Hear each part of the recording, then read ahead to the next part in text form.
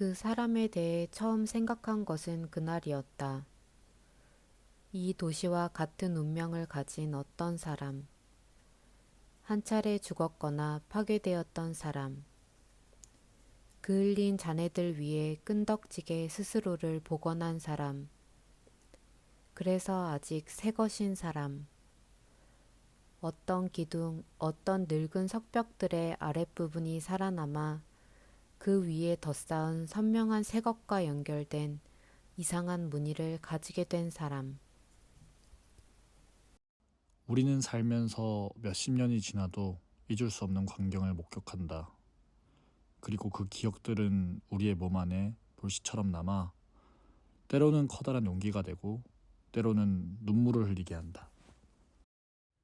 마음의 나이를 먹는다는 것은 자기 눈동자의 빛과 색을 더욱 깨끗하게 갈고 닦는 것. 몸의 노화는 멈출 수 없지만 마음의 쇠퇴는 멈출 수 있다. 사이사이 지나가는 천진하고 충만한 순간들이 있다.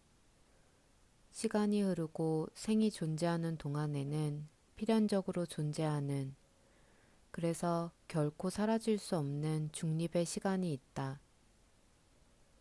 그 어떤 불행의 현실도 이 불연속적 순간들, 무소속의 순간들, 뉘앙스의 순간들을 장악할 수 없고 정복할 수 없다. 그래서 불행의 현실들 속에서도 생은 늘 자유와 기쁨의 빛으로 빛난다. 누군가의 평생이 있어야만 평범한 사람들의 작은 상식이 바뀔 수 있다는 사실은 고통스러운 위로입니다. 그런 확신이 드는 것이다. 누가 살아있고 누가 보고 있는가? 누가 먹고 사랑하고 있는가? 누가 화나고 누가 우는 것인가? 그 모든 배후의 중심에 내가 있는 것이다. 누가 대신해서 살아가는 세상이 아닌 해를 뜨게 하고 지게 하는 것은 나인 까닭에 내가 존재함으로써 그것이 있는 까닭에 눈을 감으면 모든 세상이 한 번에 사라지는 이 신기한 마술이 진짜 세상이라는 것을. 말한다면 모두가 웃을지도 모르는 일이지만 하지만 그 세계를 사는 것은 나의 일이다. 그러나 무슨 일이 있어도 달리는 것을 그만둘 수는 없다. 계속 달려야 하는 이유는 아주 조금밖에 없지만 달리는 것을 그만둘 이유라면 대형 트럭 가득히 있기 때문이다. 한 장르를 한 사람에게 빚질 수 있을까? 생각해보면 사는 동안 사람에게 빚지지 않는 것이 무엇이 있을까? 누군가 처음 맛보게 해준 과일을 철마다 찾아 먹고 누군가 들려준 문장을 슬픔의 어기마다 만져보는 일.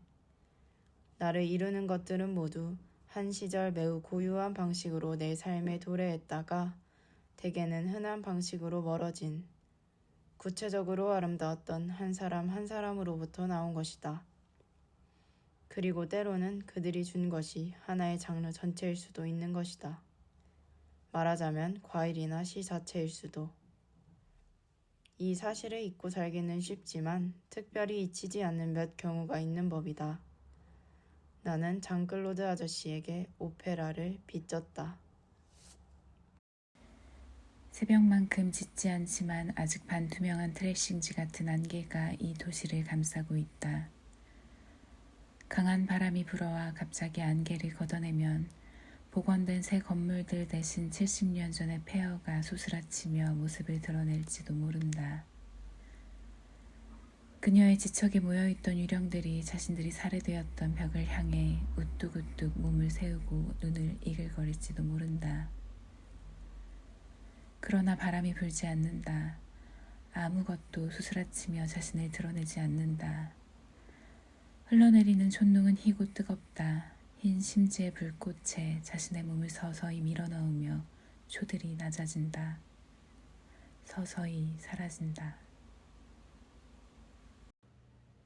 어떻게 그는 자기 자신을 자기 자신만의 힘으로 견뎌낼 수 있었을까? 내가 한 사람의 심장이 부서지는 것을 막을 수 있다면 내 삶은 헛된 것이 아니리. 이렇게 말해놓고 왜 자기의 심장이 부서지는 것을 막기 위해서는 남에게 의지하지 않았을까? 나는 알지 못한다.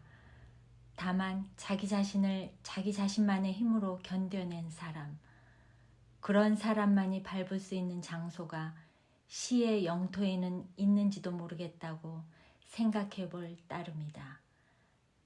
가장 처절한 이야기를 할 때에도 이상하리만치 당당함을 잃지 않는 그의 시가 내 앞에 있으므로.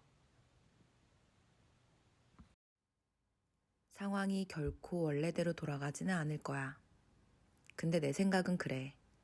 어쩌면 상황이 원래보다 더 좋아질지 모르겠다고. 또 나는 배웠다.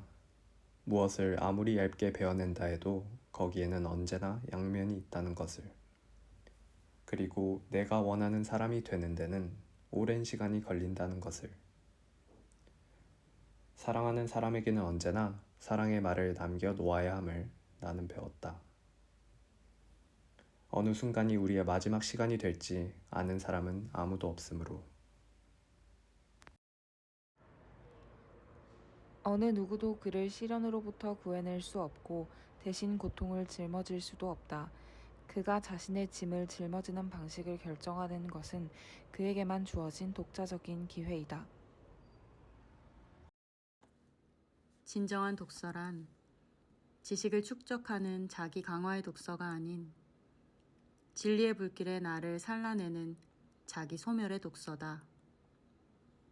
책으로의 도피나 마취가 아닌 온 삶으로 읽고 읽어버린 것을 살아내야만 한다. 독서의 완성은 삶이기에. 그리하여 우리 모두는 저마다 한 권의 책을 써나가는 사람이다. 삶이라는 단 한 권의 책을.